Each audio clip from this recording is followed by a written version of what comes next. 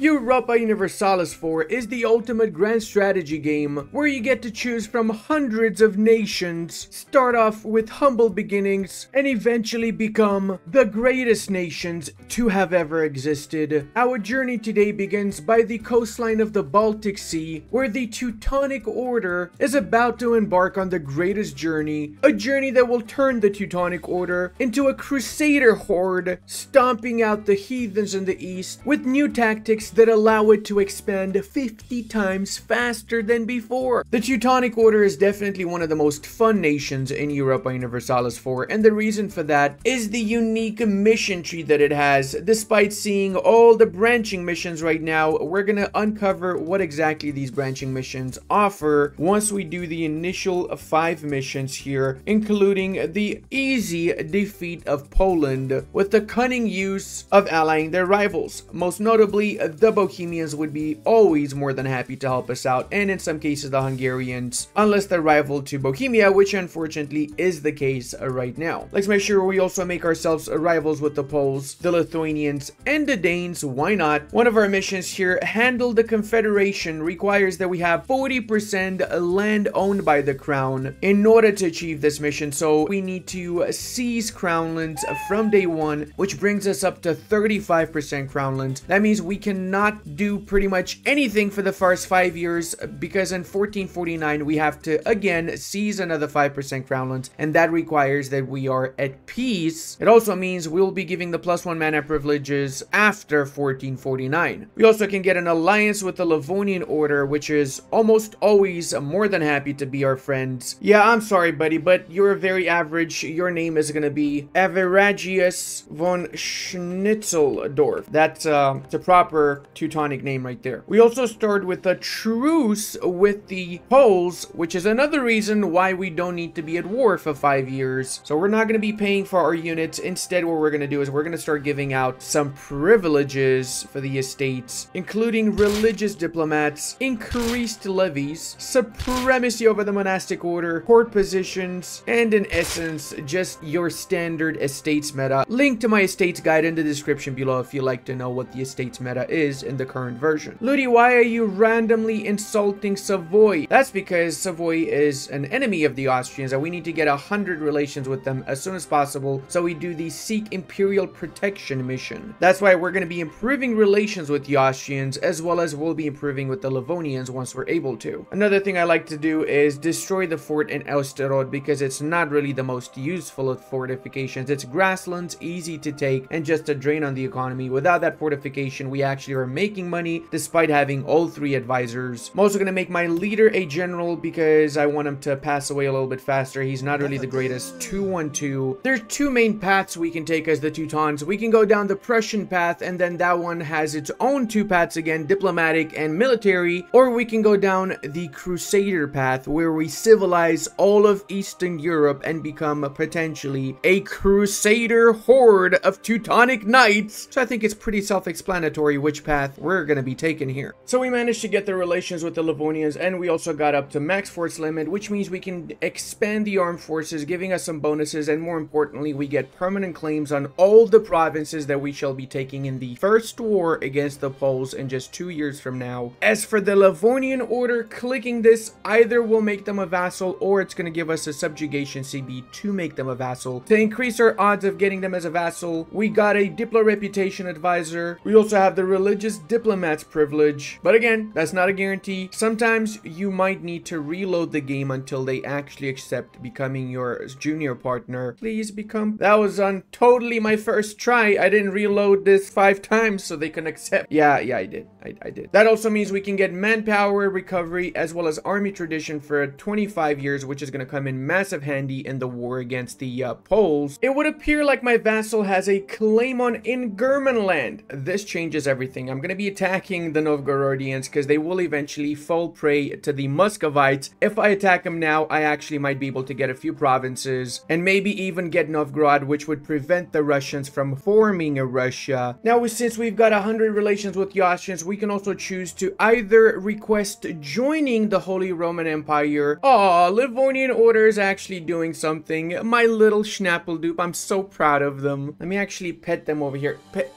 Nope, it's too far. I cannot pet. Sorry, Livonian. Tough tomatoes, bro. The sack of Novgorod. 31 ducats and we get 5 army professionalism. I'm gonna go for the army professionalism because I might take Novgorod, and in case I do decide to take it, I would like not to have 100 devastation in it. Thank you very much. Oh no, avec les Novgorodians be dying. How many troops they got left? 15,000? When the hell did they recruit that? And where are they? Oh, snap. Okay, I see what's going on. Novgorod's doing the good old switcherooski, but unbeknownst to them, I'm just gonna carpet siege their country and then peace them out. The Emperor welcomes us without any kind of no shot. Okay, this actually might be the run that's gonna make it to YouTube. And yes, in case you're wondering, I've got like 6 test runs before this one in which I had some horrible RNG. Livonians didn't become my vassal. Poland got an alliance with freaking Muscovy out of all nations, one of those runs. So they got an alliance with Telly in this one. No. I feel like that's... Wait, no. Tell ya? Oh, shit. It's GG's. I gotta restart this. How am I gonna fight these guys? Seriously. It's impossible. Who's gonna siege first? Novgorod with minus 21% or Livonian Order with plus 21%? My money's on the Livonian Order, guys. And it is pretty much GG for the Novgorodians. I am gonna be getting a little bit of land here. I'm gonna essentially cut off the Muscovites from being able to go into the northern parts of Novgorod, and I can take that in the next war. I'm also taking some money so I can use that in my war against the Poles in 1 year. Plus, more importantly, we finished this in time in just 2 years, so we still can take 5% more crown lands. The problem is that because we took those lands directly for us, we lowered our crown lands by 2%. So I'm gonna need to develop my provinces to get back up to 40% crown lands again. Honey, it's time to seize crown lands again.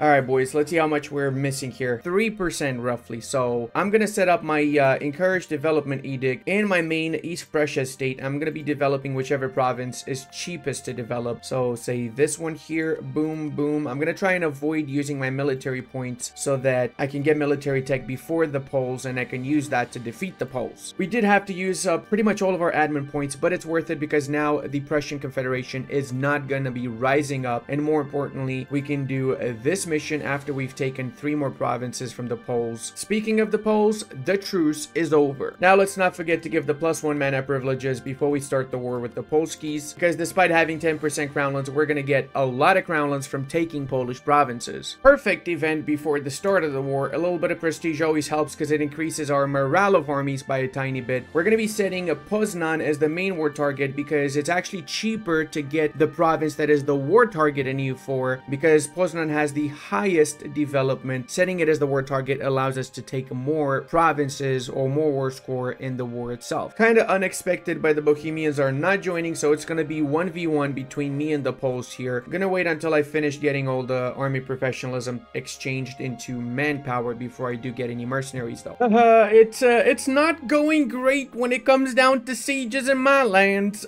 but we do have 7% on Poznan, so once we take that, we're going to start slowly but surely wiping out all the smaller stacks. It is vital though that I get Poznan because that's my war goal, so it's also a fort. Oh my lord, we got morale of armies, army tradition, and manpower. Oh, it's Jover. It is freaking Jover for the Poles. Let's go. I'm so hyped for this. I had so much fun with the Teutons in my last Teutonic run. I want to make this actually into a series, but I'll only do so if we get like 5,000 likes in this video in the first week, so I know that people are actually interested in seeing it as a series. And I know what you're thinking, Ludi, you said that about the Austria run. Yeah, but we didn't get it in the first week. It was like a few days late, man. It means people not interested, okay? That's the point of it. And I also feel like I want to take it a little bit slower just so I can better explain everything I'm doing in this particular run too. All right, we got Poznanski. Let's go ahead and start wiping out some of the Polish stacks. They see me rolling. They hating. They see me fighting dirty. They see me fighting dirty. See me fighting dirty. Do-do-do-do-do. Wait, why are you guys not attached to my army? Come over here, Livonians. For Christ's sake, ya scum. Ya need to help ya master out, eh? Guarantee Lubeck, add Lubeck his historical friend. For 20 years, we get maintenance reduction. Ooh. All right, can we get a stack wipe, please, in the house? No? Well, at least we managed to wipe out some of their units. Go back, because we need to continue to wipe out Polish units. The more we wipe out, the more battles we win, and we already have quite a few of them won. The more war score we get, and we drain their manpower, which in turn means that we're we're gonna easily win this war. Yeah, that's right. You better run, you scum. You better freaking run. I think I'm also gonna carpet seed some of these provinces to start lowering their economy, but I'm gonna keep my units as close to one another as possible because I really don't want them to do a switcheroo and wipe out my units when they're not merged. Can we get a big F for the brave defenders of Moldova with that juicy, delicious sprite as well? Sadly, I had to put him down, but one day Moldova shall be liberated, and well, I wouldn't really say liberated, more like under new management. Oh my god, this was the most satisfying battle of the entire freaking campaign. That was half of the Polish army, by the way. And just to show how big my balls are, I'm also gonna take on double the amount of units that my army has here, and I'm still gonna freaking win, because look at that. We are Chadica Maximum, half the size of the enemy army, and we inflicted twice as many casualties. That's how massively overpowered the Teutons are in this game, my boys. We literally went up to 41% war score just from the battles. We have not lost a single battle so far. I forgot I was supporting the independence of Sweden, and I'm okay, this is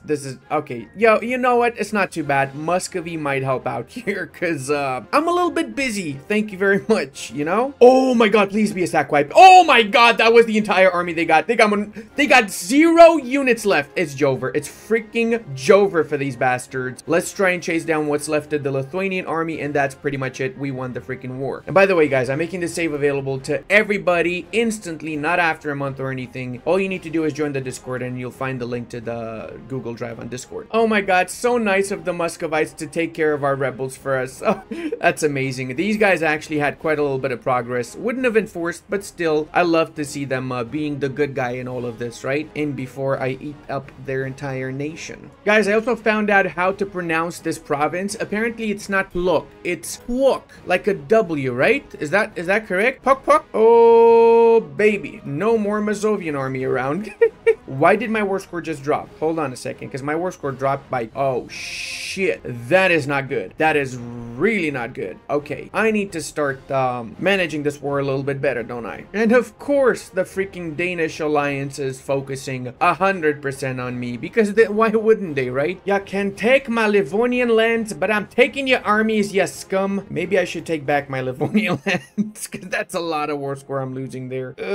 No, I'm gonna focus on them. If anything, I'm gonna make sure they go bankrupt by the end of this freaking war. This is personal for me right now, okay? I'm taking this personally. Yeah, that's a wrong turn right there, Poland. You know why? Because I'm gonna schnapple dupe you. That's freaking why. Clergy loyalty? Who needs that? Am I right, guys? Nobody needs it. Oh my god. Dude, this fell at 7 freaking... Oh my god, this is actually wild. This actually fell at 7%. That is the first time I've seen that in like years. Alright, this war has been dragging on for far too long. I'm gonna piece him out with what I have right now because I also need to attack Novgorod again, and the truce is fast approaching. I'm taking these lands, and I'm taking a little bit of money, whatever I can take, because I need to recover my economy. I've taken a few loans, but that's not a big issue, not to fear. Only 2 of them, and we can pay 1 of them off right now. Now, this means we can do a defeat of Poland, which allows us 2 branching missions. The Prussian mission tree, which again is going to branch out 1 more, depending on some other options that we're going to be choosing afterwards, or the Crusader mission tree, which is quite frankly the most insane mission tree magic. It's not the biggest of mission trees, but it is extremely powerful, giving us the unique Crusader Horde mechanics, which means we are a horde, but we're a crusading Catholic horde. The only nation that can pull this off is the Teutons, and that's exactly the path we're going to be going down. Choose the Crusader path, the skibbity bomb, skibbity bay. Once we get 10 more provinces in Poland, when the truce is over, we get permanent claims on the Ruthenian part. We also get permanent claims on the Pontic steppes, the Circassian, Dagestan, essentially all of Eastern Europe. Plus, until the end of the game, we start getting the experiences of the battlefield, which gets upgraded with more army tradition and combat ability, movement speed plus 5%. Eventually, we get the mounted Crusader army until the end of the game that is insanely overpowered, making our units super strong in the process. Once we achieve Crusaders of the Steppes mission, we will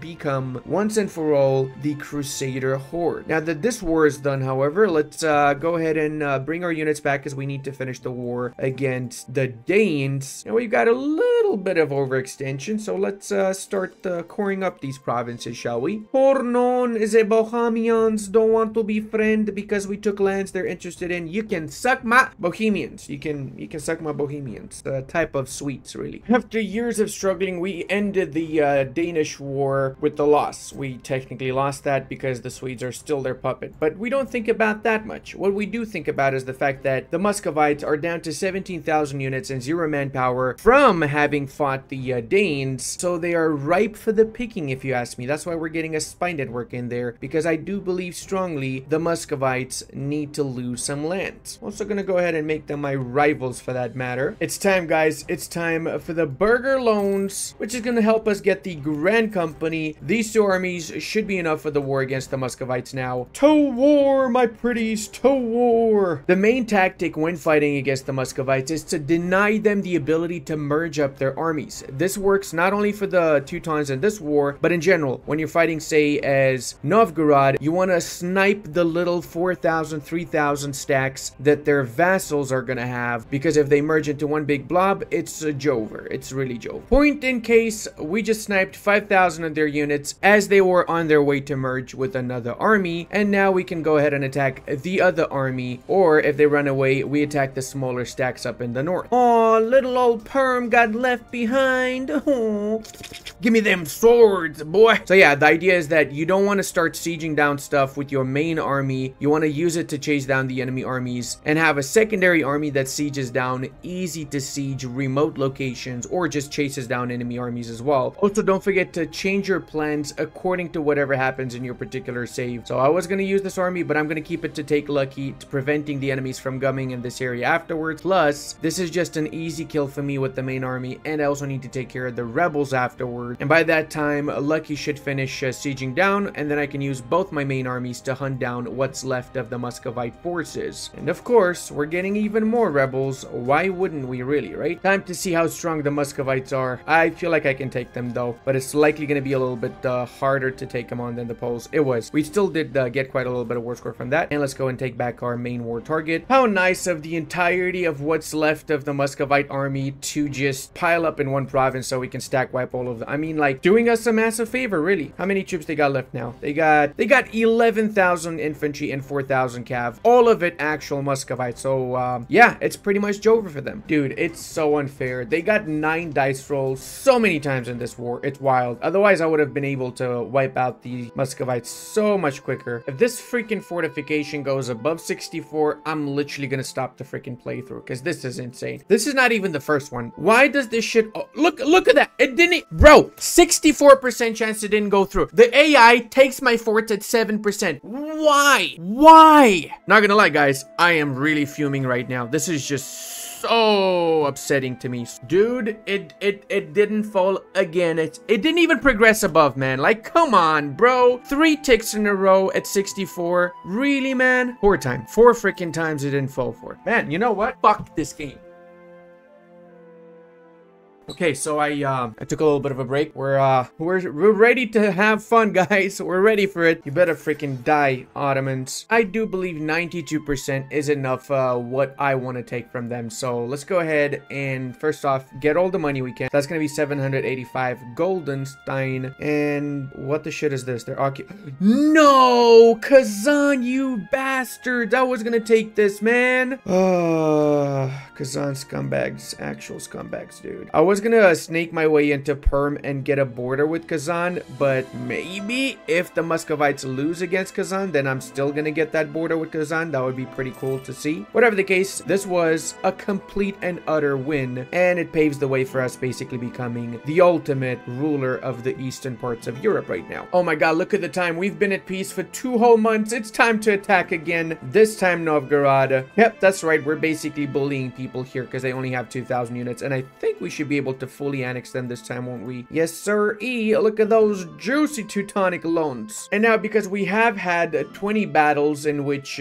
we were victorious, we can do gain combat experience that starts giving us the extra army tradition and cav infantry ratio. Eventually, this will end up being the greatest modifier with the mounted Crusader army, of course. So we've given some privileges out to the clergy, and we got some loyalty, which means we can do the next mission. We also have now the issue anti-heresy heresy privilege, which is going to give us +2 missionary strength versus heretics. This is especially good against the Eastern Orthodox provinces, since they are heretical and they need to be converted to Catholicism in order for us to progress with our mission tree. Damn, boy! Lithuania independence war against the Poles. I guess me sitting on Poland's provinces, wiping out their armies, wiping out their manpower and their economy really paid off, because with the Lithuanians independent, we can have 2 separate wars and basically take all of Poland and Lithuania a lot faster now. With control over Novgorod, we can get more permanent claims on Muscovy, as well as some extra government reform progress, meaning we can go for a tier 3 reform already. And considering our situation, the missionary strength will be of huge help right now. One thing I like about playing as the Teutons is that I keep getting a lot of stability events, like a lot of them. And look at that, Danes are also helping me fight against my rebels. Mercenary company is out of manpower, so we're going to be disbanding it, and we're just going to recruit regular units instead for now. I hate these borders, and clearly that's the only reason why I'm attacking them, to fix the borders so they look a lot better. I can go up there with the list of top 10 things the Polish army did not expect, alongside fighting tanks on horseback in the Second World War. I think we do need to take a little bit of a chill pill, at least in the European parts after this war, because that's 104 aggressive expansion. It really is not that little, you know what I mean? That means we can also release a brand new vassal from Przemysl. I'm talking about everybody's favorite Galicia Volhynia. Why are we doing that? Well, because it has cores on a lot of provinces we're going to take in a few moments from the Lithuanians. Plus, it allows us to give this particular privilege because we have 2 vassals now, the strong duchies, giving us 2 extra diplo relation slots, so we can actually get 1 more ally now. And would you look at that, we've already become a great power. Lel, Poland is literally Moldova now. I swear I didn't intentionally do this. It's just funny to see that the last provinces of Poland are basically just Moldova right here. They're at war with the Ottomans, and the Livonian Order is back into the fray, reintegrated in the greater Teutonic Order. And because we managed to get all the prerequisites, we've gotten faceting in Königsberg, meaning that from now on, we got the Diamond District giving us an extra 0.5 goods produced, which is the equivalent to 2.5 production development. You know what I'm gonna do now? I'm gonna enjoy some genuine Costco pizza and destroy some Bohemians. That's exactly what's gonna happen up next. This is gonna be as a result of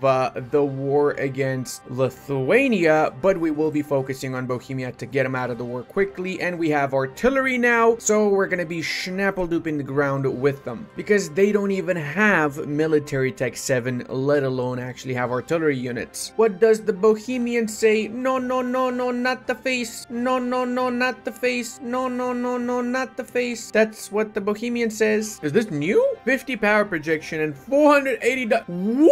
Okay, hold on a second there, buddy boy. I think we got some new flavor for the Teutons, because I do not remember for the life of me that particular event. And that's the last of the Bohemian forts. Let's go ahead and do a juicy peace deal now that includes their entire freaking economy and the province of Sieradz. Why am I taking Sieradz? Because I need 20 provinces in this area, and Sieradz would be the 20th province. It's double the AE though, because I didn't go belligerate them, so that's pretty pepega, unfortunately. Oh, I just realized Kaunas. This is the word that the peons used to say in Age of Empires, wasn't it? Or Age of Mythology, I don't remember. Kaunas? Kaunas? Something like that. Oh my god, what was the game? I think it was the Greeks in Age of Mythology, if I'm not remembering wrong. So we're gonna obviously take the Heartlands here, which we definitely need for one of our missions, but more importantly, we're gonna give back to our Galician vassal the cores they have. Oh, I cannot give back all of them? Oh no, it means I gotta take less from here, don't I? Yep, coalition-wise, surprisingly, not that many, and we're gonna be attacking the Muscovites right now, so it doesn't matter if they do join or not in any sort of a coalition. That means we can do annex Lithuania, permanent claim on Ruthenia, the Pontic Steppes, and the best part is that the Lithuanians have no Lithuanian provinces. That's right, the country is Lithuania, but all the Lithuanians are back in my... Oh no, they do have Lida. Oh, they do have Lida. Okay, that's interesting. They also made that their capital. Is that because it's a Lithuanian culture? I would assume so, because they got other provinces with higher development otherwise. So if you like to see the second part for this, you know what you need to do, and go on my Discord to check out the save for yourself, and maybe do even better than me for the second part of the campaign.